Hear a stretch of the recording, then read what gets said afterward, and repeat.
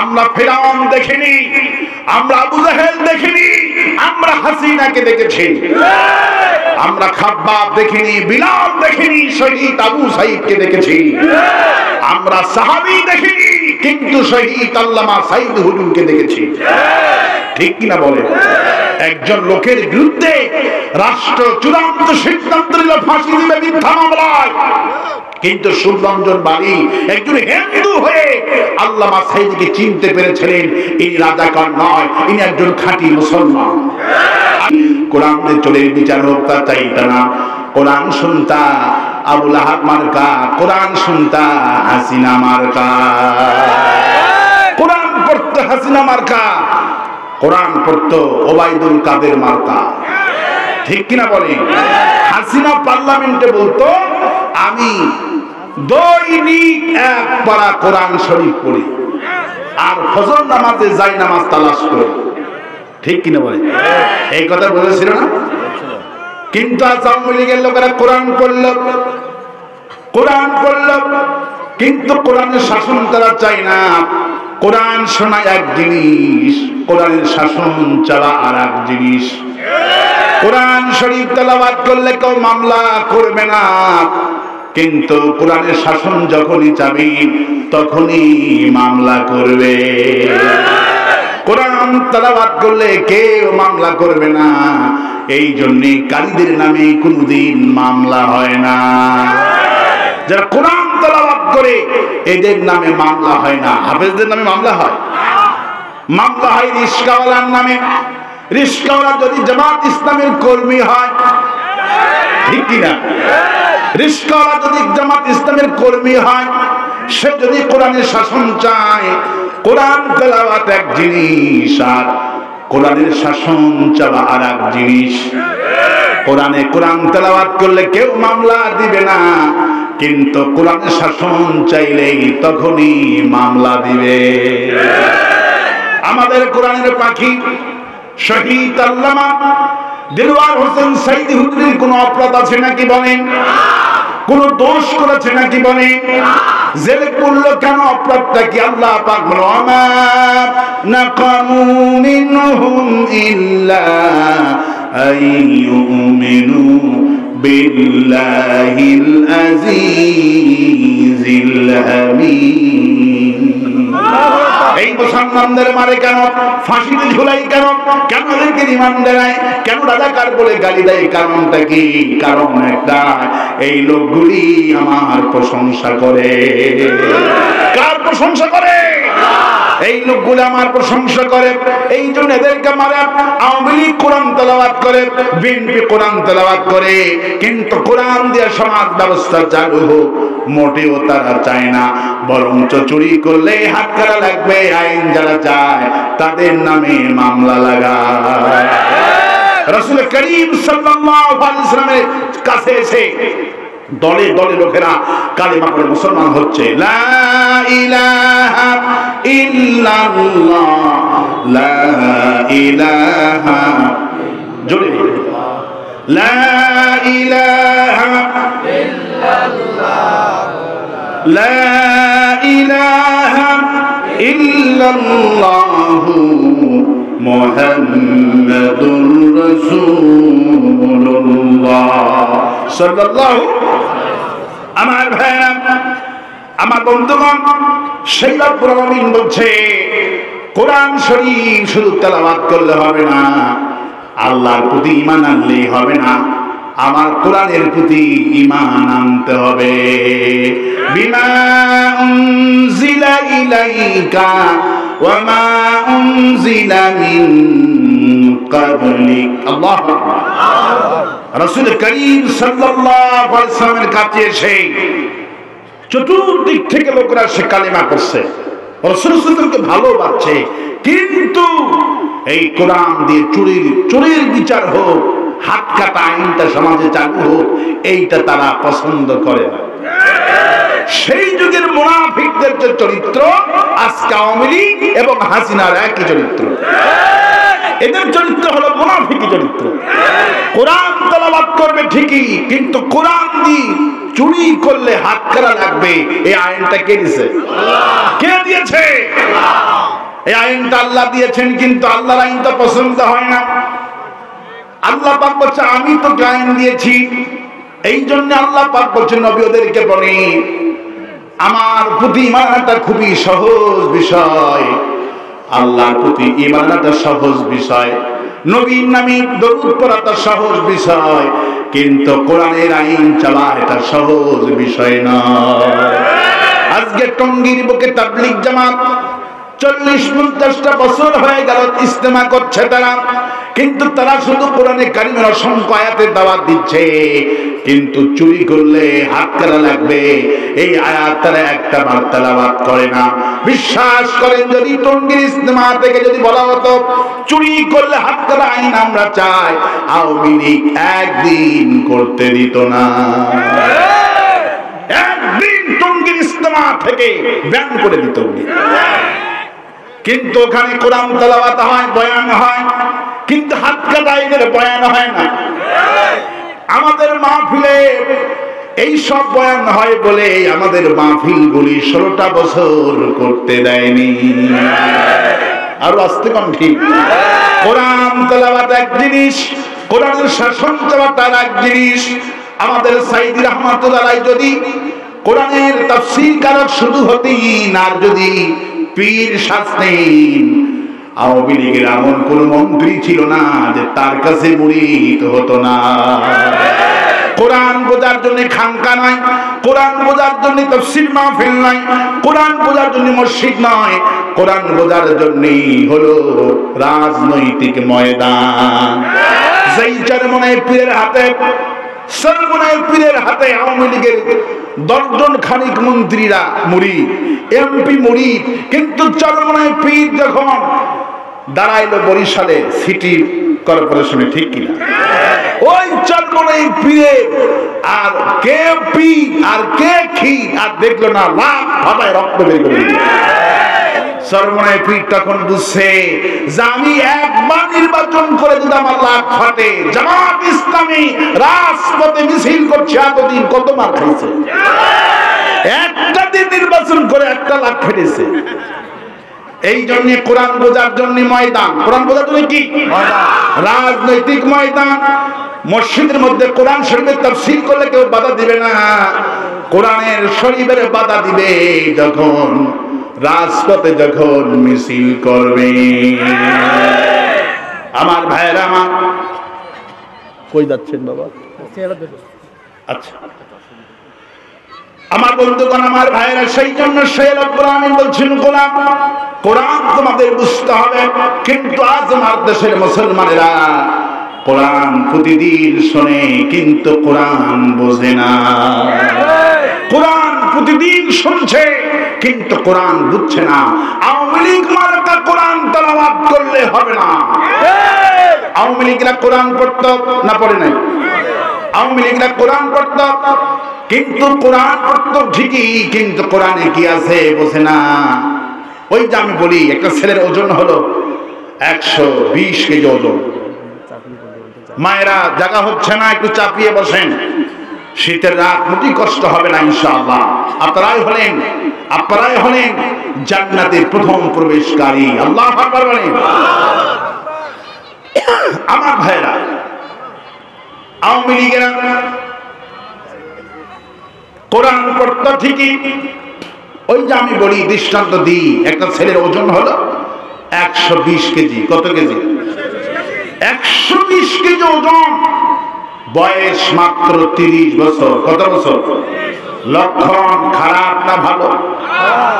ডাক্তারের কাছে গেছেন রংপুরে, ডাক্তার সাহেব যাওয়া মাত্রই টেস্ট দিয়েছে। কি দিয়েছে? টেস্ট। এই শেষ, এই শেষ, জীবন শেষ। স্যার ইয়ে ছাড় মুসার তোর হোক ক্যান্সার। ঠিক কিনা বলে? স্যার কইতে কইতে শেষ। আমার দেশের ডাক্তারগুলি ফাঁসি হওয়া উচিত। আপনি গাড়ির মাথার ব্যথা, গাড়ির পেটের ব্যথা, আপনাকে আগে পেশাব টেস্ট দেবে। পেশাবের সাথে মাথার সম্পর্ক কি? ঠিক কিনা বলে? যে কোনো ব্যথা হলেই আগে বলে পেশাব টেস্ট করো, পরীক্ষা দিবে 10 জন খানি। ওটাই হলো মূল ব্যবসা। গত পরশুদিন ফেসবুকে দেখলাম একটা ছেলে ডায়াবেটিস হাসপাতালে গিয়েছে পরীক্ষা করার জন্য। ডায়াবেটিস, ডাক্তার বলছে বাবা তোমার সকাল বেলায় পেশাব লাগবে। কি লাগবে? সকালের পেশাব লাগবে। লোকটা বলল তাহলে আমি তো সকালের পেশাব করে ফেলাইছি, আগামীকালকে নিয়ে আসবে। আগামীকালকে যখন সকালে উঠেই প্রতিদিনের মতো পেশাব করে ফেলাইছে, আসার সময় বোতলে কলের পানি ভরাইছে। কলের পানি নিয়ে এসে দুপুর পর্যন্ত ডাক্তার বসে রেখে 3টার সময় রিপোর্ট দিচ্ছে তোমার ডায়াবেটিস 14 পয়েন্ট। কত পয়েন্ট? ছেলেটা বোতল নিয়া ডাক্তারের মুখে মেরে দিল। চতুর্দিকে লোকেরা বললো এই পাগল হয়েছে নাকি, এই বেটা পেশাব ডাক্তারের মুখে মারছে। কয় পেশাব নাই, পেশাব থাকলে মারতাম, এটা হলো কলের পানি। আমি গতকালকে আসছিলাম, ভালো মানুষ, একটু সন্দেহের জন্য পরিবার থেকে বললো একটু পরীক্ষা করো, তাই আসলাম। পেশাব নাই, কল পানি নিয়ে আসছি, দেখি কি পরীক্ষা দেয়। কলের পানি নিয়ে আসলাম নিজে টিপে, আর সেটাকে 14 পয়েন্ট বানালা।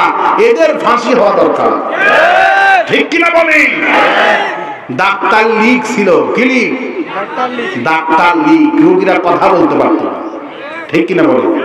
শ্রমিক লীগ, যুবলীগ, তাঁতি লীগ, পাট লীগ, সুইপার লীগ, লীগের শেষ নাই, ঠিক কিনা বলেন? এই হল আওয়ামী লীগ। আমার বন্ধুগণ, আমার তো ছেলে পরীক্ষা করলো সারাটা দিন ধরে।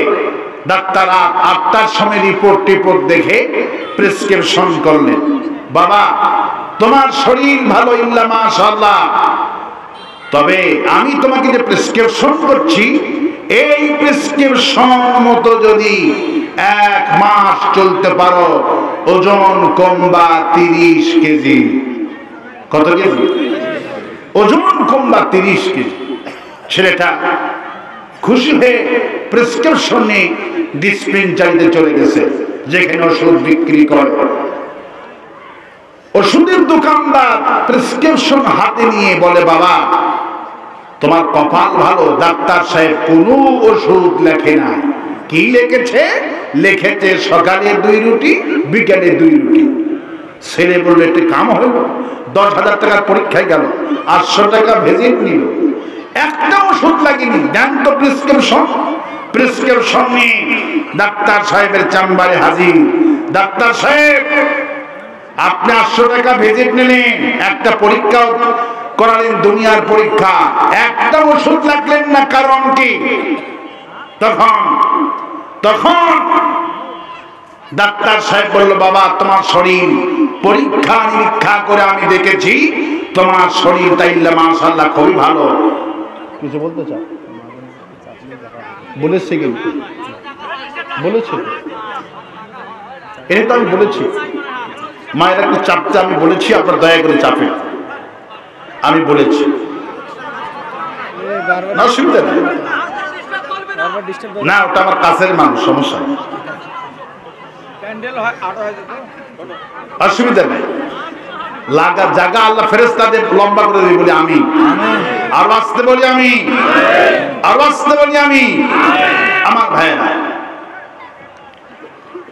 আপনি 800 টাকা ভিজিট নেওয়ার পরও একটা ওষুধ লাগলেন না, কারণ কি?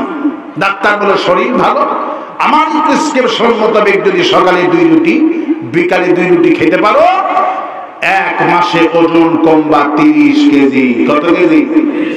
30 কেজি। মাইকালা কথা একটু সাউন্ড দেন না, যাতে দূর থেকে কথা বলে একটু হয়।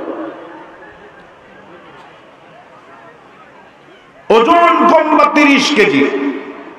ছেলে দরজার কাছে প্রেসক্রিপশন নিয়ে যে আবার ব্যাগ। স্যার আর একটা কথা বুঝিনি। কি বুঝনি বাবা? স্যার বুঝিনি, এই যে সকালে 2 রুটি আর বিকালে 2 রুটি খাবো, স্যার এই রুটি খানটা ভাত খাওয়ার আগে খাবো না পরে খাবো? আচ্ছা বলি, এ কিছু বুঝেছে? কিছু বুঝেছে? ও যেমন ঠিক কিছু বোঝে নাই, ও যেমন ঠিক কিছু বোঝে নাই। আমার দেশের মুসলমানেরা প্রতিটা দিন কোরআনে কারিমের তাফসীর শোনে, কিছুই বোঝে না। যদি কোরআনের তাফসীর যদি বুঝতো, কোরআন যদি বুঝতো, যার হাতে কালেমা পড়ে মুসলমান হয় এই লোকটা জেলখানায় থাকতো না। আওয়ামী কোরআন পড়েছে ঠিকই, কিন্তু ওদের কৃষ্টি কালচারে করি আল্লাহ পাক বলছেন ইন্নাল্লাযীনা আযলামু কানু মিনাল্লাযীনা আমানু ইয়াদহাকুন। আর নিশ্চয় অপরাধীরা আওয়ামী লীগেরা মুমিনদের কষ্ট দেখে ওরা বড্ড হাসি মেরেছে 16টা বছর।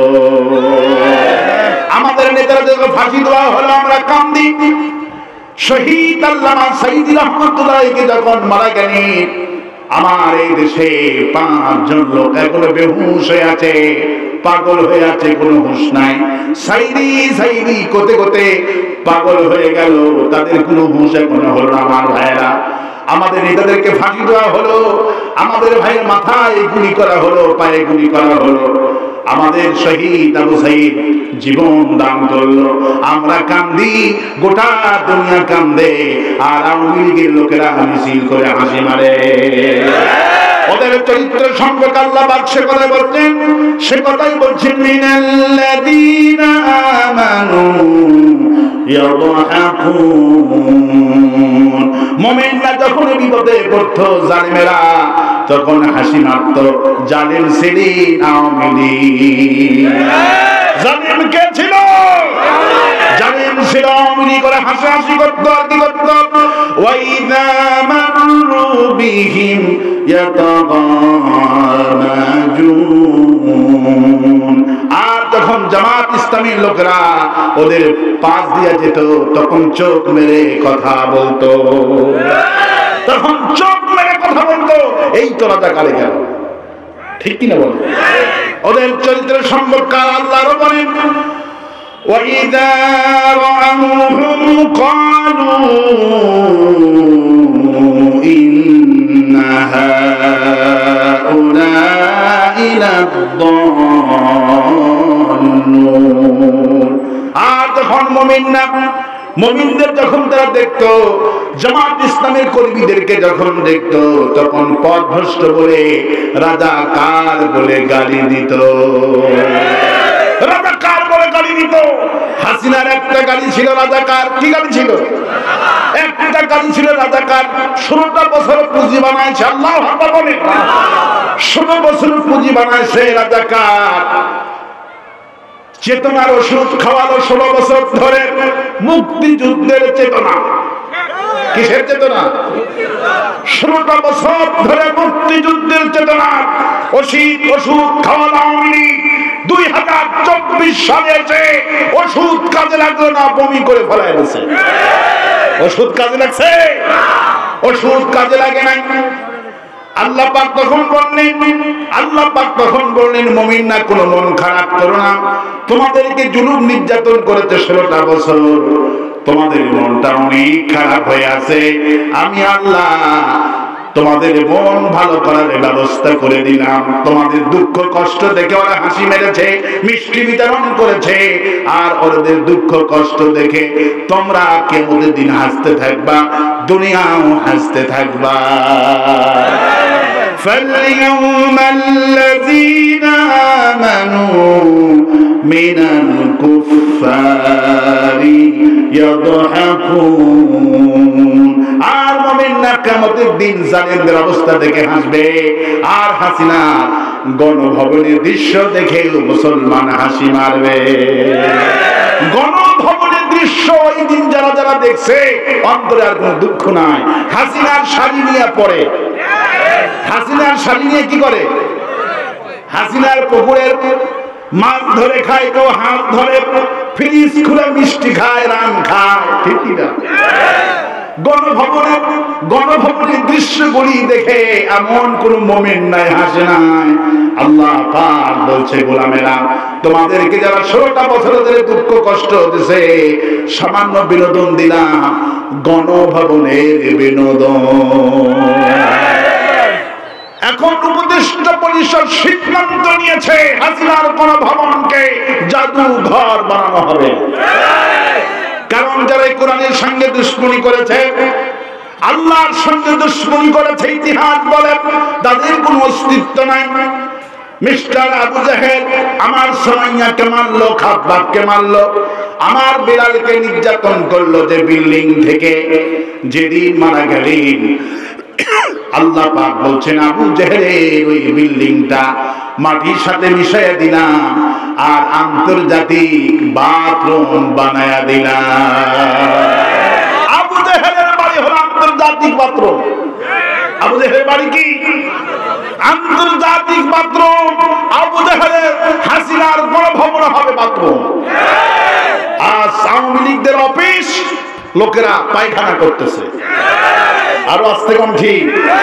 ধানমন্ডির অফিস থেকে 32 নম্বর বঙ্গবন্ধুর অবৈধ বাড়ি থেকে শুরু করে নিয়ে গোটা বাংলাদেশ আওয়ামী লীগদের অফিস আছে। ওরা আমার অফিস 16 বছরের পুরনো অফিসটা তারা মেরেছিল, 16 বছর কোরআনে কারিমের আওয়াজ বন্ধ করেছিল, তালা মেরেছিল। ওরা জামাত ইসলামীকে সব বৃহস্পতিবার দিন নিষিদ্ধ করে দিল। আমাদের মনটা খারাপ হয়ে হয় নাই, কারণ নিষিদ্ধ আবু জাহেল করেছিল। আবু জাহেল যখন বিশ্ববিদ্যালয়কে নিষিদ্ধ করলেন, আল্লাহ পাক আমার নবীর ভাঙা মনটাকে চাঙ্গা করার জন্য আয়াত নাযিল করে দিলেন, ইউরিদুনা লিইউতফিউ নূরাল্লাহি বিআফওয়াহিহিম ওয়াল্লাহু মুতিম্মু নূরিহি ওয়ালাউ কারিহাল কাফিরুন। কাফেররা চেয়েছিল মুখের ফু দিয়ে এই কোরআনি কারিমের দল, এই দলটাকে ব্যান করে দিল। এই দলটাকে ব্যান করতে পারলে রাজপথে আর কেউ নামবে না, সারাটা জীবন আমরা এই ক্ষমতায় থাকবো। কিন্তু আল্লাহ পাক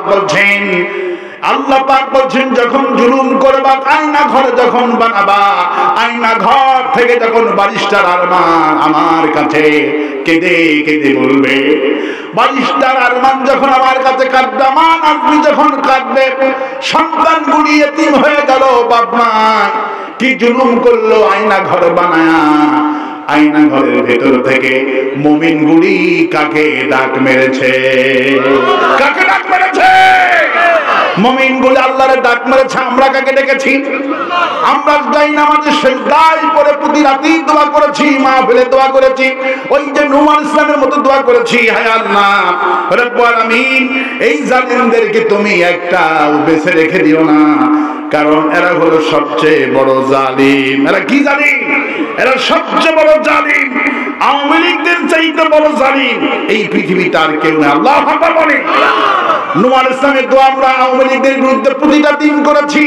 নূহ আলাইহিস সালাম যখন দোয়া করলেন, ওয়াকালা নূহুর রাব্বি লা تذر على الأرض من الكافرين ديارا। الله أكبر।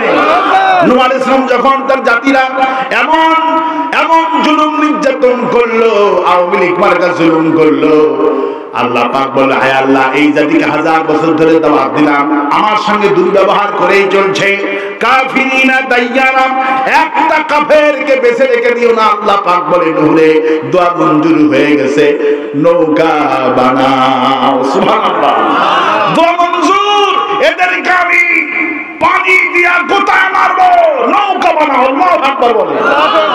আল্লাহ নৌকা কিভাবে বানাবো? জিবরাইল আমিন সমুদ্র থেকে গাছটা কেটে নিয়ে আসলেন, তক্তা হয়ে গেল 1000 গজ লম্বা নৌকা। আল্লাহু আকবার বলে। 1000 গজ নৌকা, 3 তলা বিশিষ্ট নৌকা। কয় তলা? 3 তলা বিশিষ্ট নৌকা হয়ে গেল। নৌকা যখন বানালো, জালিম শাহী সরকার জুলুম করেছে এত বেশি, আল্লাহ পাক সূরা নূহর মধ্যে সেই কথা আল্লাহ পাক বলছেন। নূহ আলাইহিস সালাম নৌকা বানালো, আর সেই দেশের জালিম সরকার বললেন, এই নূহ নবীর মাথা খারাপ, সে হলো পাগল। সে হলো কি? আমাদেরকে বলে রাজাকার, নবীদেরকে বলতো মাজনুন, পাগল বলতো, মিথ্যাবাদী বলতো, গালি দিতই। আল্লাহ পাক বলছেন, ইয়া হাসরাতান আলাল ইবাদ মা ইয়াতিহিম মির রাসূলিন ইল্লা কানু বিহি ইস্তাহজিউন। আফসোস, এমন কোন নবী পাঠালাম না যেই নবীকে রাষ্ট্র শক্তিরা গালি দেয়নি, মারলাম।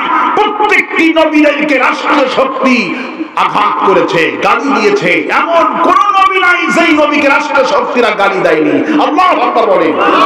রাষ্ট্র শক্তি যেই দলকে গালি দিবে সেই দল হলো জান্নাতি দল। আর আস্তে করে আল্লাহু আকবার।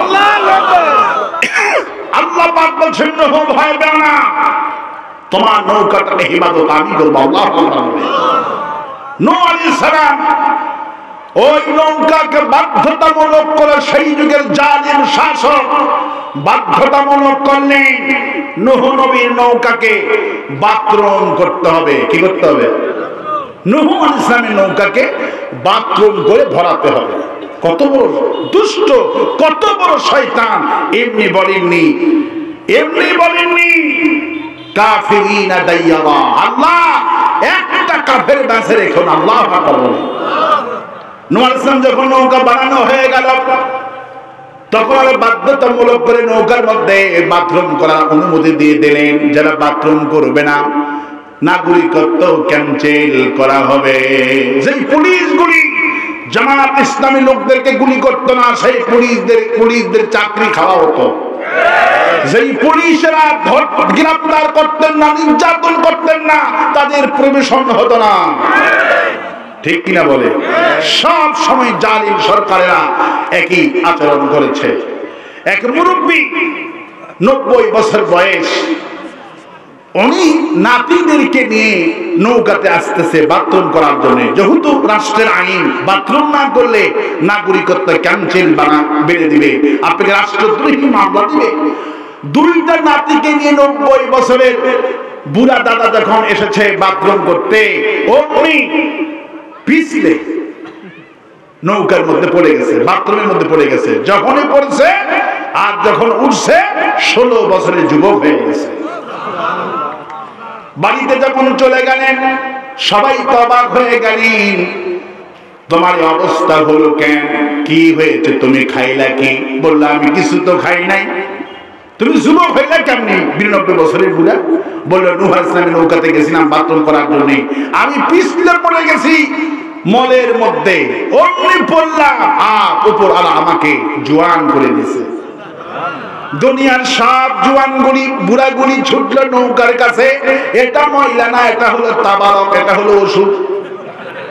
দুনিয়ার সব বুড়াগুলি, যেই বুড়াগুলি এসে ওই নূহ নবীর ওই জাতিরা বাথরুম করলো, আল্লাহ পাক বললেন যারা বাথরুম করলো আমি এগুলি তাদেরকে খাওয়ায়া দিলাম। বাথরুম যারা করলো সমস্ত দুনিয়ার বুড়ারা এসে এখানে ডুবকি মারে। এখানে কি মারে?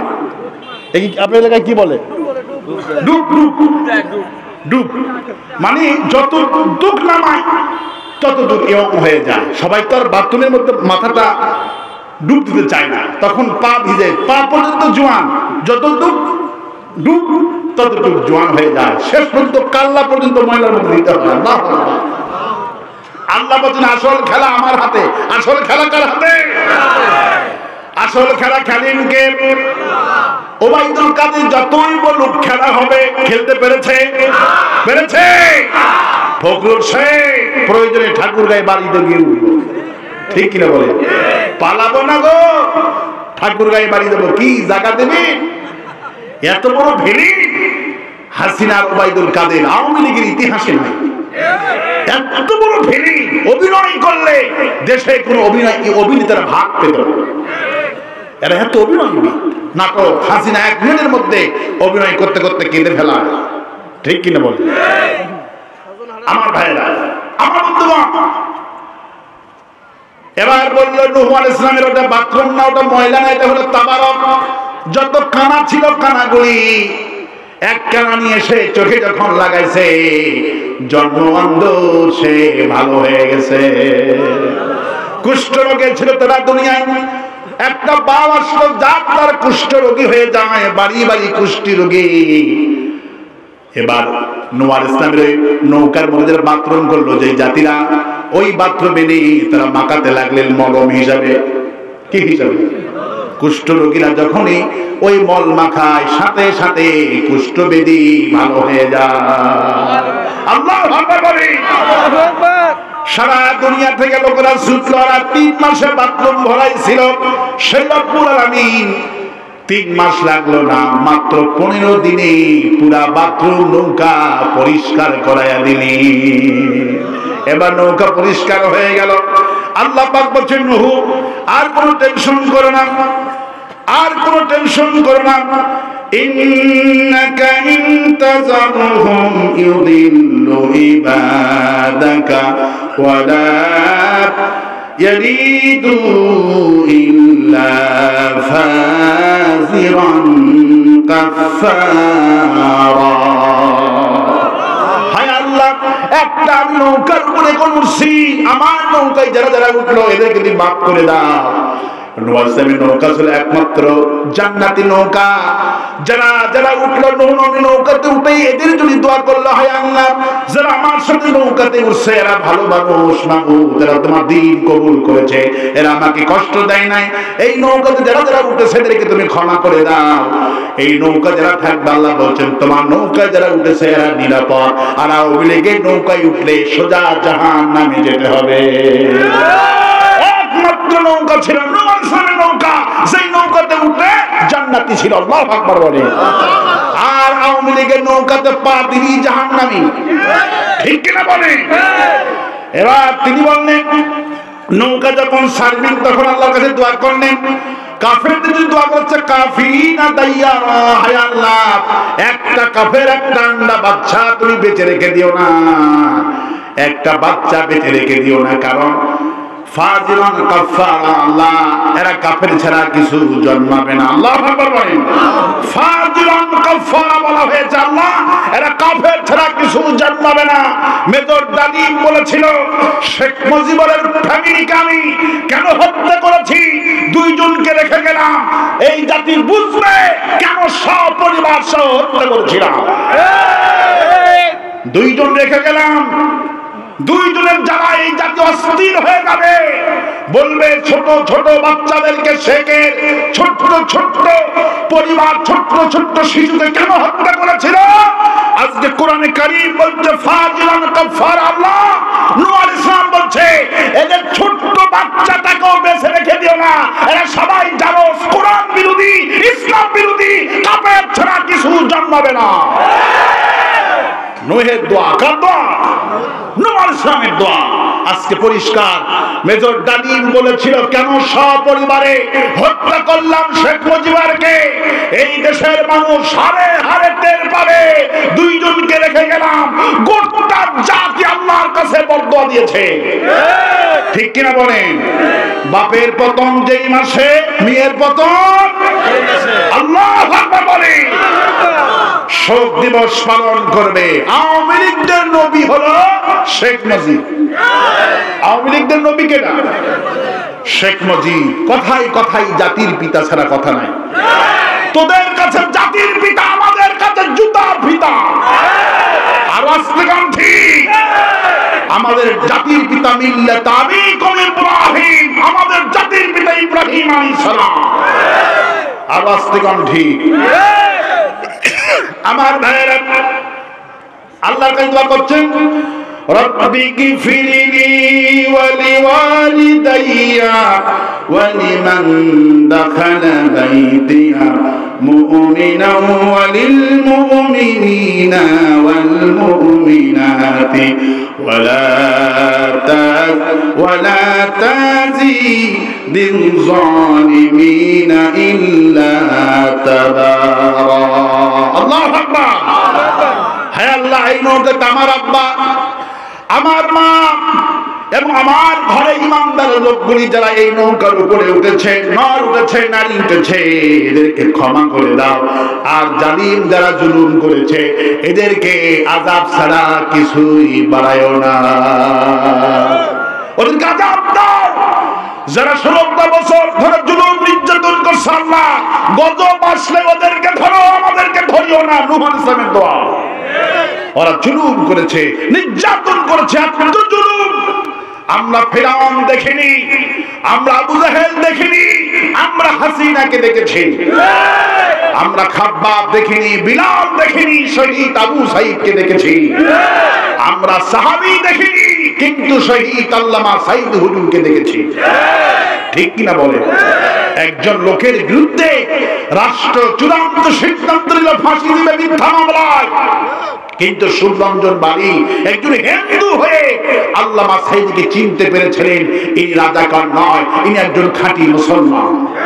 আমি 13ই নভেম্বর জিয়ানগর সাইদ সাহেবের যেখানে বাড়ি, জিয়ানগর প্রশাসনিক মাঠে মাসুদ সাইদ আমাকে দিয়ে প্রোগ্রামটা করালেন, বিশাল বড় আয়োজন। আমি আলোচনার শুরুতেই যখন বললাম, আল্লাহ একবারে কথা বললাম, চঞ্চলনী খ্রিস্টান তুমি, হিন্দু তুমি সভ্যতায়, এই কি সেই মুসলিম তুমি, যারে দেখে ইহুদি লজ্জা পায়। আওয়ামী লীগের চরিত্র দেখে ইহুদি লজ্জা পায়, খ্রিস্টান লজ্জা পায়। হিন্দু লোকেরা আমাদেরকে বলেছে হুজুর মাহফিলে তো আমরা বাধা দেই না, মাহফিলে বাধা দেয় মুসলমান। ফাঁসি দিয়ে মারে মুসলমান, মিষ্টি বিতরণ করে মুসলমান। হিন্দুরা চোখের পানি ফেলে কাঁদলো সাইদি হুজুরের জন্য। 70% ভোটার হলো হিন্দু, আর আল্লাহর ওলিটারে হিন্দু লোকেরা ভোট দেয়া এমপি বানায়া দিল 2 বার। সুররঞ্জন বালী আল্লামা সাইদি হুজুরকে চিনতে পারলেন, ইনি আল্লাহর ওলি। আমি যখন সুররঞ্জন বালীকে দেখতে চাইলাম যে আমাকে সুররঞ্জন বালী একজন অমুসলিম, কিন্তু তার সত্যবাদিতা, তার ন্যায় পরায়ণতা, আমি তাকে দেখতে ইচ্ছা করছে। আমি যখন তাকে দেখতে ইচ্ছা করছি, আমার আলোচনাকালীন আমি যখন এই কথা বলে বেড়াইছি, মাসুদ সাইদি কোন ভাগে নেতাদেরকে দিয়ে, জামাত নেতাদেরকে দিয়ে রাত 10:30টার সময় সুররঞ্জন বালীকে ফোন করে মঞ্চে আনছে। আল্লাহু আকবার বলে। আমি তাকায় দেখে আমার বাম পাশে সুররঞ্জন বালী সবাই থেকে রয়েছে। সুররঞ্জন বালীকে সময় দেওয়া হলো, উনি কেঁদে কেঁদে বললেন, আমি একজন মুসলিম, কিন্তু আপনাদের মুসলমান নেতার জন্য আমি যা কষ্ট করেছি, 5 বছর দমদম কারাগারে আমাকে হাসিনা বিদেশে ভারতের কারাগারে নিয়ে নির্যাতন করেছে, দেশে নির্যাতন করেছে, আমি কোনো কষ্ট পাইনি। শুধু আমার একটাই আশা ছিল, আমার সাক্ষী দিয়ে যেন আল্লামা সাইদ নির্দোষ হয়ে যায়। কিন্তু সুররঞ্জন বালীকে ভারতে পাঠায় দিয়া অন্য সাক্ষী এনে তাকে রায় ঘোষণা করা হয়েছে। সুররঞ্জন বালী দেশে থাকতো আর সাক্ষী দিতে রায় কার্যকারী হতো না। আমার বন্ধুগণ, আওয়ামী লীগ কোরআন পড়েছে, কিন্তু কোরআন পড়ে কি হবে? রাসূল করিম সাল্লাল্লাহু আলাইহি ওয়াসাল্লাম বলছেন এরা হলো মুনাফিক, এরা কোরআন পড়ে কিন্তু কোরআনের শাসন চায় না। রাসূল সাল্লাল্লাহু আলাইহি ওয়াসাল্লাম বলছেন এদের দৃষ্টান্ত হলো মাকাল ফল। কি ফল? মাকাল ফল। দেখতে খুবই সুন্দর, চমৎকার না? মাকাল ফলটা দেখতে খুবই সুন্দর, কিন্তু মাকাল ফলটা কিছুতেই খেতে পারবেন না। রাসূল বলেন মুনাফিকেরা কোরআন তেলাওয়াত করবে সুন্দর করে করে, টাকা দান করবে, মসজিদে মাদ্রাসা বানাবে, মসজিদ বানাবে, তাদের অনুদান থাকবে সব জায়গায়, কিন্তু কোরআনের শাসন তারা চাবে না। যারা কোরআনের শাসন চাবে এদেরকে ধরে ধরে ফাঁসি দিয়ে মারবে। রাসূলুল্লাহ বললেন মুমিনের দৃষ্টান্ত এরা। মুমিন হলো লেবুর মতো, লেবু খাইতেও মজা, লেবুর ঘ্রাণটাও সুন্দর। মুমিন হলো, খাঁটি মুমিন হলো তারা যারা কোরআন শরীফ পড়ে, কোরআন শুধু পড়েই বসে থাকে না, কোরআনের কর্মী হয়ে সমাজে কাজ করে। চুরি করলে হাত করা লাগবে, এই আইনটা কে দিয়েছে? বলেন কে দিয়েছে? চুরি করলে হাত করা লাগবে, এই আইনটা তিনি দিলেন, কিন্তু সে আল্লাহর আইন আজকে মানছি না। আজকে যারা আল্লাহর আইন যারা চায় এদেরকে ফাঁসি দিয়ে হত্যা করছে, আর শান্তি কামনা করছে আওয়ামী লীগ। ইসলাম যারা চায় এদেরকে শহীদ করে হত্যা করে দেশে শান্তি পাওয়া যায় না।